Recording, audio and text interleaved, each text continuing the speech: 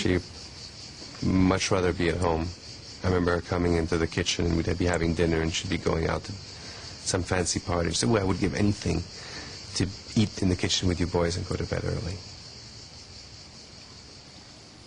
She was a wonderful cook.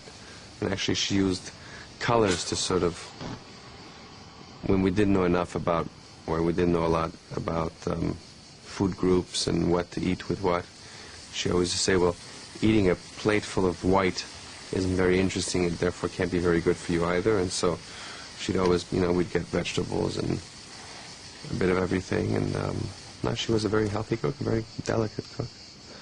She could eat us both under the table. I think it's a combination of things. She had a wonderful figure because she was hungry and still danced throughout the war.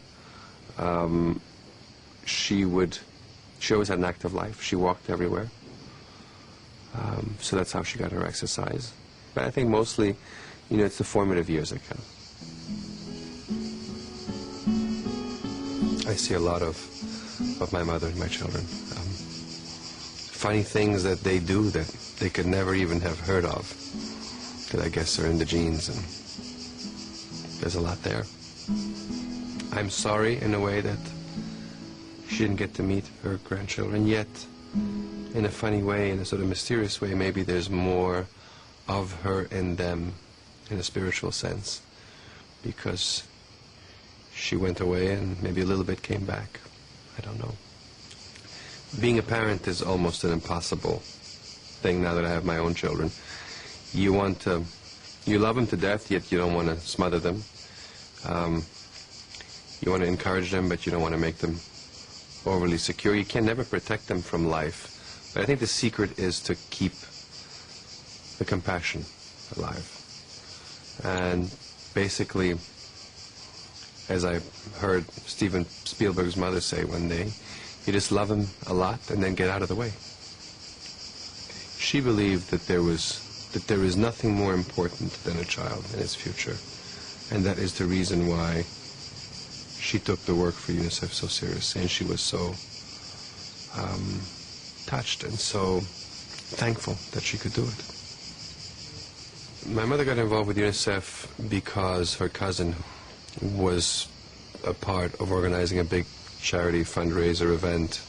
There was a concert, and she was asked to say a few words, and the executive director of UNICEF at the time, Jim Grant, was in the audience, and I guess he just watched her speaking up there and realized that she would make a wonderful ambassador and offered her the job right there and then that night, and $1 a year.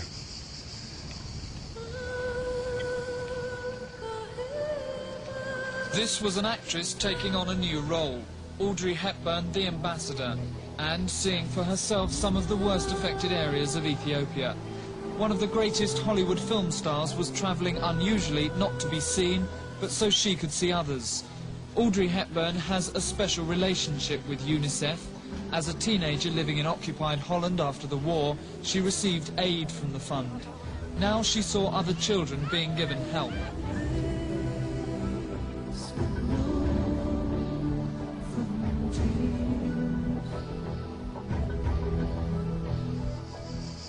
I don't believe that there is anyone who can be quite prepared, even a nurse who's worked in a hospital and watched people die.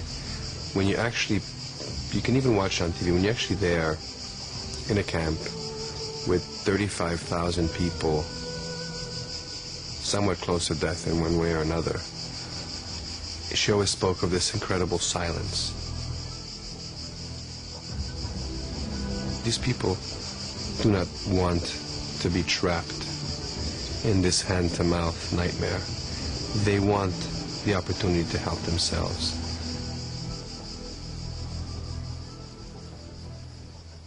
We created the Memorial Fund at UNICEF, which is now grown up to this sort of global level joint venture, which is called All Children in School, and subsequently the Audrey Hepburn Children's Fund, to continue her work because she was taken away so soon. And I know if she had the opportunity to, if she had another 5 minutes here, after hugging us all and making sure we're okay, she would talk about the children. And it's in that spirit that we